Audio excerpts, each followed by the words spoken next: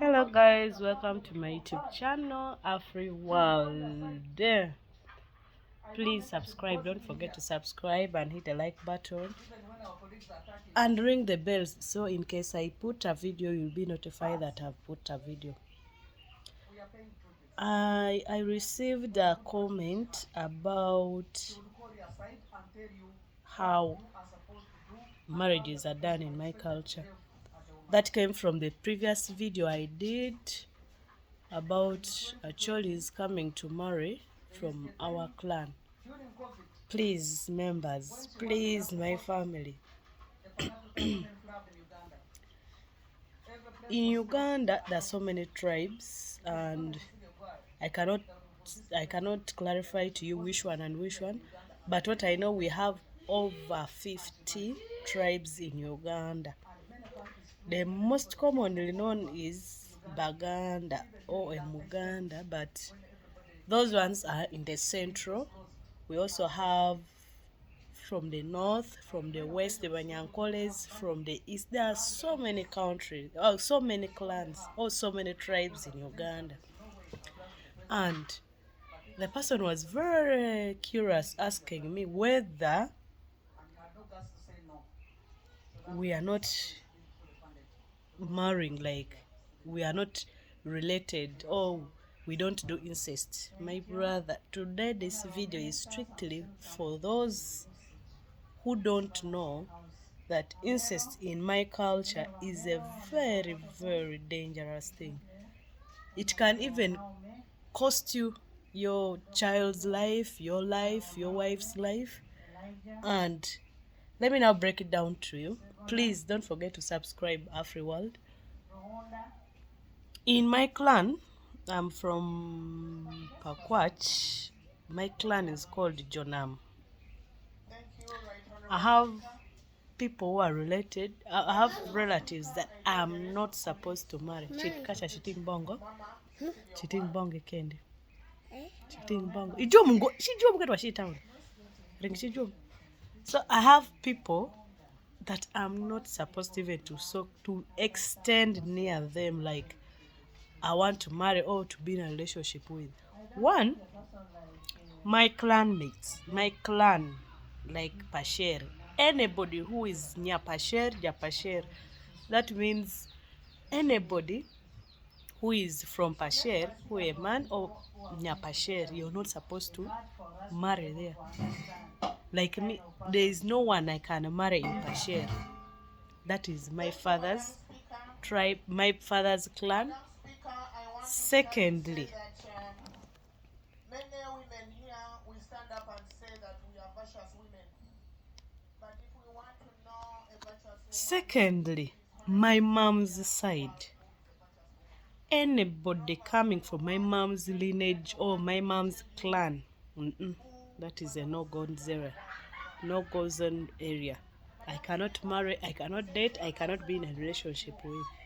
Thirdly, anybody or somebody that is from my mother's maternal side.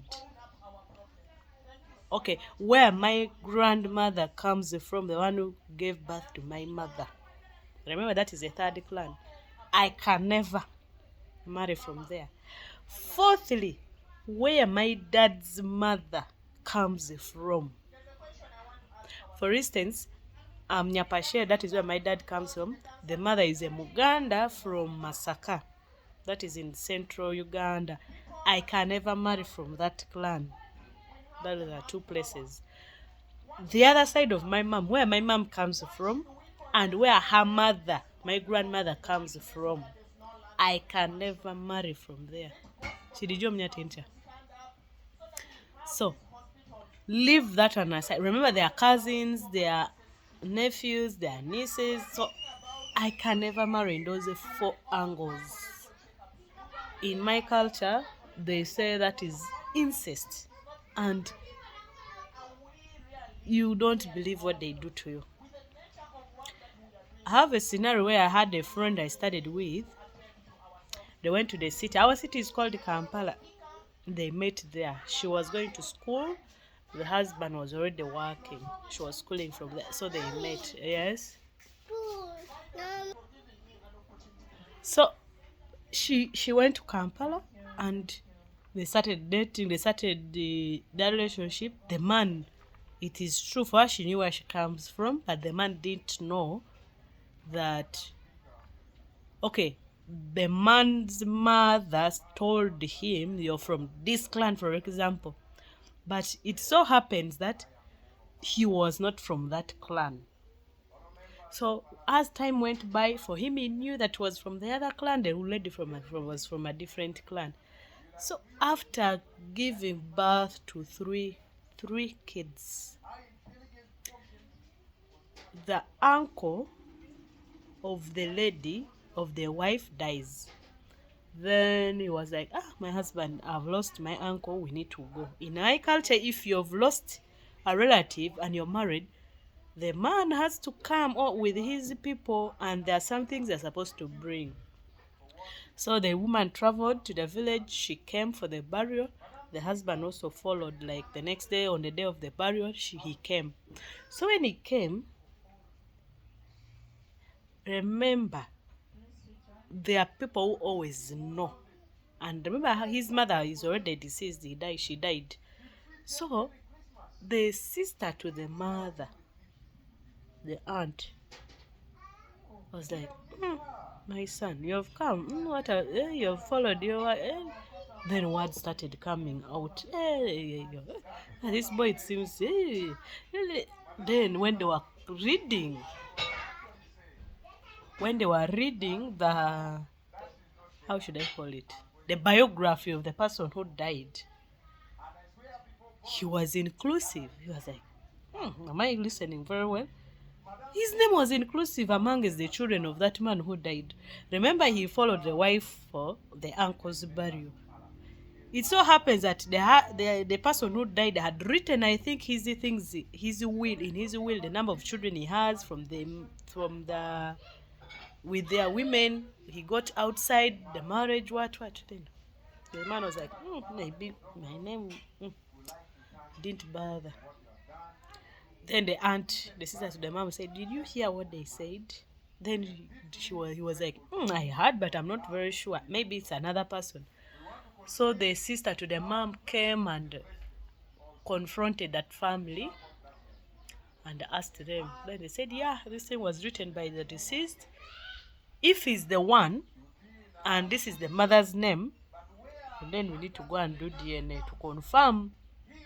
But there were people, the father's relatives, friends, who knew about the relationship earlier when they had with their mother. Remember, there are always people who know about your relationship, but for them, they didn't have a clear view that maybe they conceived. They knew that way back, those people were having a relationship, but maybe it ended, they did not conceive. Just imagine what happened after that.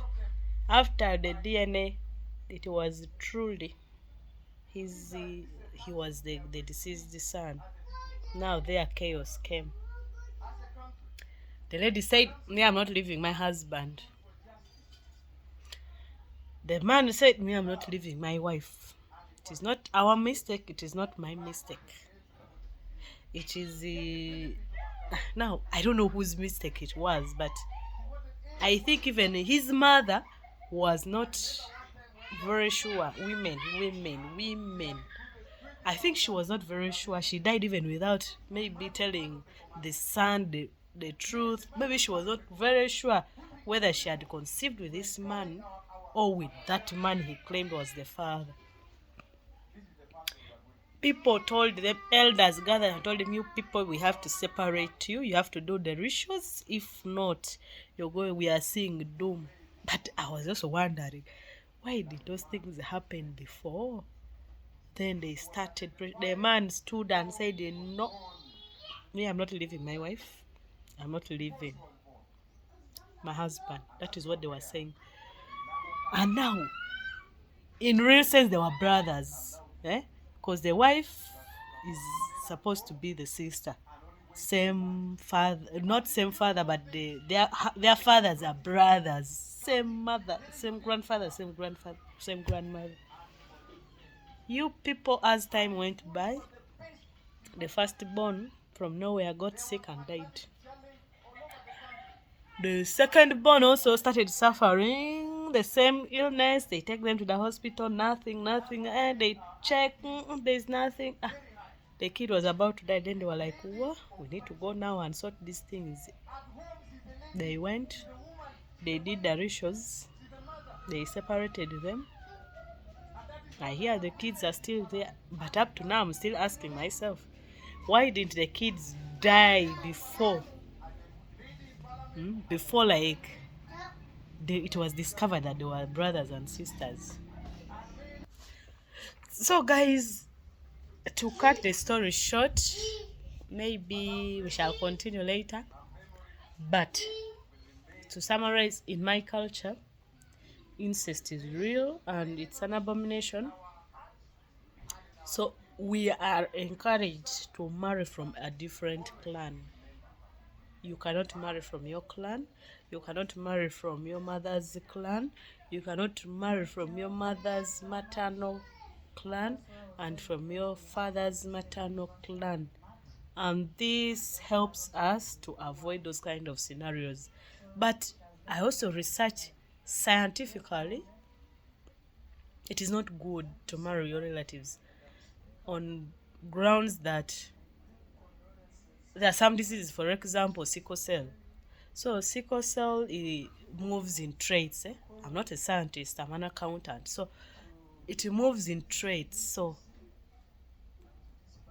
there are chances that if you marry your relative, you can easily acquire them. That is my view. But I think on those bases also it helps us. There are some diseases that are inherited. So if you're from the same what clan, it is not good. But if you're from different clans, maybe your clan has, the other one doesn't have, you end up producing good kids that are okay. So as for now, let me stop here, wait for part 2 of the story. Now, what happens when you've married your relative? Okay, what happens when you've been involved in an incest, like you've married your relative? Culturally, in my tribe, what do they do? Please subscribe for part 2. Thank you.